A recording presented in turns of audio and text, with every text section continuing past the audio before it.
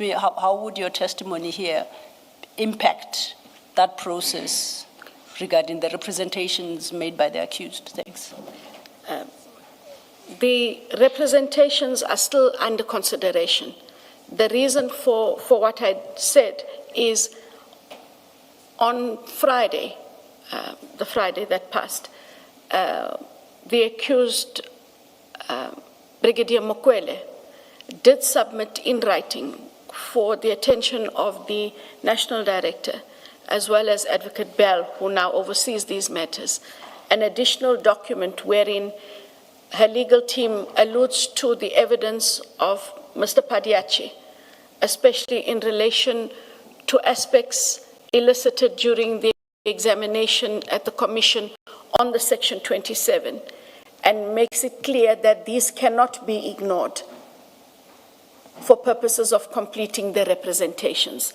I was copied in. I think they forgot that I am not involved, and that's the basis on which I saw it. So the fact that there was a referral to what was said and the intimation that what was said is critical, NPA, you cannot ignore what was said as you continue to adjudicate over my representations. That was the basis of my contention. Okay, as I understand it, and this is what we engaged Colonel Padiachi on, the Section 27 referral was not part of the docket. The entire docket has been disclosed to the accused, but the Section 27 referral is not a part of that docket. It was only dealt with here and was submitted to this commission. So it's not particularly surprising that if a new document that is relevant to representations the accused would make surfaces, that they supplement their representations. So it's not so much as, from what you're saying, what Colonel Padiachi testified to, but it's the Section 27 docket as affidavit itself. So even there, I don't see. I just want us to perhaps be clear so that we are not confronted with whatever you are putting forward at 11.2 each time we have to deal with issues. Understood. My last one then is at your paragraph 11.14. You suggest there. 11.4 you mean? It's 11.4. Thank you, Chair, 11.4. Paragraph 11.4 at your page 5. Your last statement there, well, you talk about prosecutors independently evaluating the evidence and making prosecutorial decisions. You say, I have no insight into the dockets or the evidence contained in them. You see that? Yes. Just help me, how does that tally with what you state at your paragraph 24, your first statement? At your first statement, you say, following upon receipts of the dockets, the information contained therein was analyzed. Thereafter, an investigation was undertaken. The investigation unearthed sufficient evidence to conclude, 1, that there was reasonable and probable cause for the prosecution, and 2, formulation of the charges against Lieutenant Khumalo and his co-accused. Then you say the charges were contained. So that's you speaking. You seem to be satisfied insofar as the evidence is concerned and the following investigations. And that would seem to be inconsistent with what you're now suggesting at the end of your paragraph 11.4, that you have had no insight into the dockets or the evidence contained in them. Read that again with paragraph 30 of your statement, first statement, which reads, I quote, once the investigation was concluded, I was briefed by the team that had conducted the investigation on behalf of IDEC. IDEC then applied for warrants of arrest against all the accused. I then prepared a prosecution memorandum and you submitted it. Now, in light of your 24 and 30, I don't know if your statement at paragraph 11.4 is entirely correct, that you cannot speak to any evidence or issues in that docket, and unless I misunderstood either the 2 paragraphs or this one, and I'm happy to take a correction. Thank you. The paragraph 24, the following upon receipt of the dockets, the information contained therein was analyzed. That is all the activities by the investigators and prosecutors.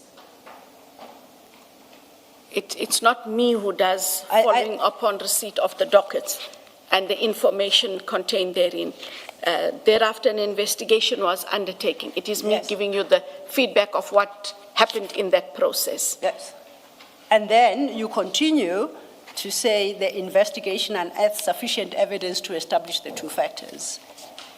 So my reading of your affidavit then is by the time you get to paragraph 30, and then you prepare a prosecution memorandum and a draft charge sheet and a request for the enrollment of the matter, there is you are at a level where you are satisfied that the investigations have unearthed sufficient evidence to sustain that charge sheet. Correct. I expect to find that in your prosecution memorandum. Otherwise, it suggests that you wrote this prosecution memorandum completely oblivious to the investigations and the evidence unearthed by the investigations, and that can be, it must be a very informed memorandum. Yes, and it is informed through the team to myself here in 24 that there is sufficient information, Yes. sufficient evidence. Then there's, it's an engagement, and then that takes me into the compilation of the prosecution memorandum. Which then would give you some level of insight into the Level of dockets and the insight, evidence? yes. Okay. Yes. So it's not so I'm- rigid. No, I'm not saying I'm oblivious. Yes. But there may be details I miss, but it is, a lot of it is, it's in dockets, it's in documents, I get briefings, we have an engagement, and from there I'm able to take it forward. What's the best thing to do in the circumstances? Is it to delete the last sentence altogether? Because with the insight that you accept to actually get to have, then that sentence does not make sense whatsoever. Don't we just delete that sentence? On paragraph 11.4. 11.4 years. The briefings, the sessions that you have with the investigators, that leads to you having an insight as you've just accepted as Ms. Sildo is engaging you. Yes, The effect of that is that the last sentence must go. yes, because the insight does not per se mean I was reading through Yeah. the dockets. In the way that I am informed or briefed, I Yeah. therefore have insight into the evidence. Yes, That is yes. correct, Chair. All right. Thank you, Chair. Sorry, Advocate Johnson, it goes further than that. Remember that letter I referred you to from the DPP, where they say they concur with your decision to prosecute. What they seem to be saying is that you made the decision to prosecute, they agree with you. So this paragraph, you can't read it with that letter and they mean the same thing. So when you say they make prosecution decisions, that's not what that letter says. That letter said you made a decision, they concur with your decision. So which is which? I think it's in the nature of how that communication is. As the ID, I sent the memorandum. We captured the essence of the charges, who is to be charged, where the matter is to be enrolled, and the document comes from me. So when they respond, Chair, they respond to me and my decision, because as the head of office, I communicate the decision. Yes. And to communicate that decision, Commissioner Khumalo, I must have reconciled myself with that decision. But you must also, because you see, there are two ways of looking at it. One is to say, we have investigated this case. These are all the facts. Please look at all the facts and decide whether this person should be prosecuted or not. That's one way of looking at it.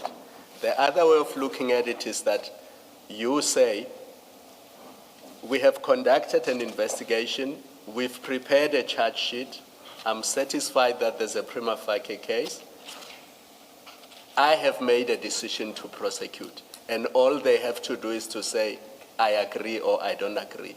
So is it the first one or the second one? The second one being from the DPP office. From you, do you convey to the DPP that you've made a decision to prosecute, that this case should be prosecuted? Yes. Is that the decision you make? Yes. And that is what you communicate? That is what is communicated. I would just need to check the wording is, do I say I made the decision to prosecute, or there's a decision to prosecute by the team? I would just need to check those words, not to abdicate any responsibilities, but I should be clear about how I wrote it in there. Maybe I was, let's look at the letter. It will help you. whilst we look, I was about to say, surely the decision must be yours. When you communicate with the DPP, it's your decision. Yes, what you may have been told is relevant to you then deciding. File 6, Advocate Johnson, file 6, 2438.